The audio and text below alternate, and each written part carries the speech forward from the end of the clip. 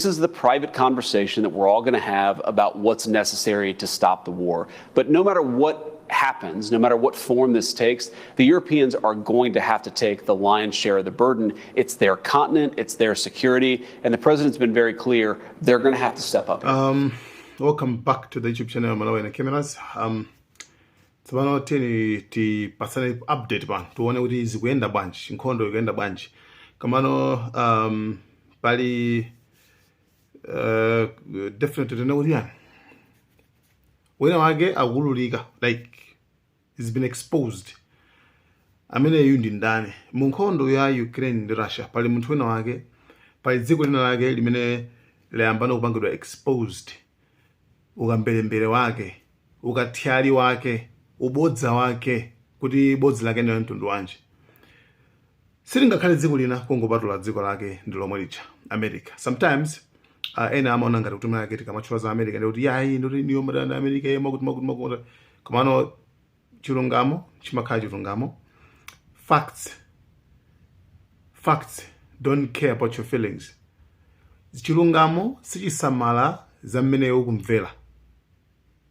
Chilungamo ni chilungamo. Right? If you happen kuti iwe utsukuna kwa ndla call kuti hey tabwa kuchipiku kuli munthu amene wagwidwa amaba, you go there, you find out ndi balo wako, you find out ndi uncle wako, bambu wako agwira amene ucharaba. Yes, you love them. Pali connection yayikulu kwambiri iweyo ndiwo. Komano does that mean kuti iwo anthu asatenge pa action, asamangitse?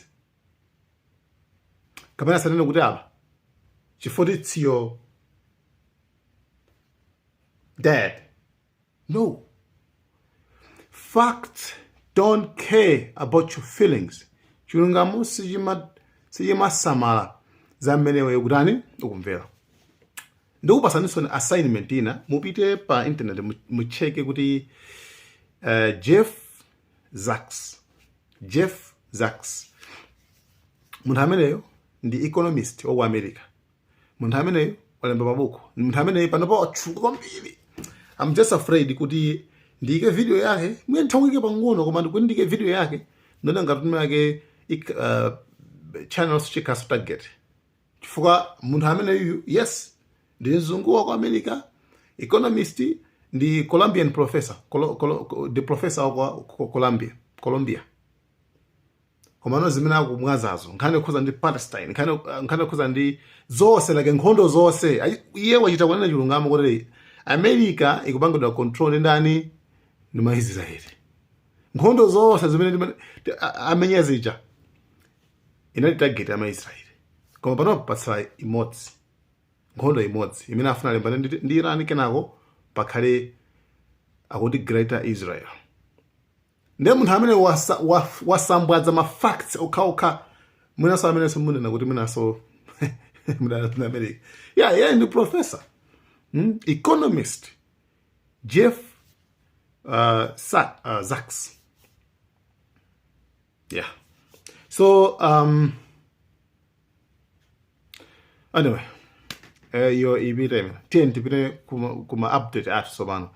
Koma Ukraine ikuoneka zoti ili stranded kwambiri. Why ili stranded? Ukraine imafuna security guarantee kuti America iyiteteza yoyo ndezi zimene zapezeka apa zino kuti America ijaso yakhumudwitsa. Why? America ija yazichotsamo yokha mukupereka security. Akuonena kuti Americayo, I think ngati pali issue yokhuzana ndi kuthesa nkhondo, I think imene ndi imene ingalowelere. Koma izizi za ceasefire chani zopereka ujenizi security zichitetezo ku dziko la Ukraine, akuti zimene zofunika apange ndi mayiko aku Europe. Chifukwa mayiko aku Europe, it's like ndi neighbor wawo.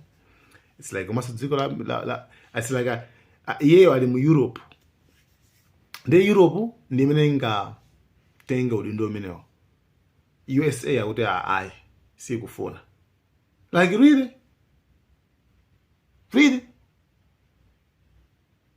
Panopa mukapitaso kumene koko, that means akutanthauza NATO kuti NATO ikuyenera kutenga mbali tsopano poteteza chani, poteteza Ukraine. Komanso NATO yonso ili ndi malamulo ake, koma malamulo number 5, article number 5 imenena kuti amene wapanga attack mmodzi mwa ife ndoti wapanga attack NATO yonse. Komabe ngakhale zili choncho, still NATO ilibe mphamvu payokha kuti itenga an action. Chifukwa chani? Chifukwa kuti America sinapanga approve kuti NATO ingatenga action. That means anything chimene angapange maiko a Europe chikhala chopanda ntchito, America ndimene ikuyenera kukhala number 1, and America ichonso ndimene ikupanga post. Trump wapanga post kuona kuti hey, nkhondo itu amene angathese ndi Zelensky, Ukraine amene angathese nkhondo. Pena pake zobakhazi udabukitsa kwambiri, and awapa social limitation. Aneto akupasula limitation, limit kuti akulu simungatenga action isoto. NATO singatenga action yopita manje kwamba police unless America yapanga approve. America ikhanga kuthandiza koma sikuthandizaso, yumakhaso mbali ya Russia. Pamenepo pali nkhani kuti chikuchitika ndi chani, tsogolo la Ukraine ndilotani. Remember, pamene tikuteropo ndikuti Ukraine ikutanso idikapholisidwaso kwambiriso. Dzulo komendo mabomba madrone kona 614. Mamissiles aponyedwa umene kuchako, komanso impakaso apangaso hit amenyaso even kuma company enaso a electronics a America. Anthu amona ngati America ikhala yo, anthu amona ngati basi apane zikhala bwino kwambiri sa America ndeti ayishosha naye makuti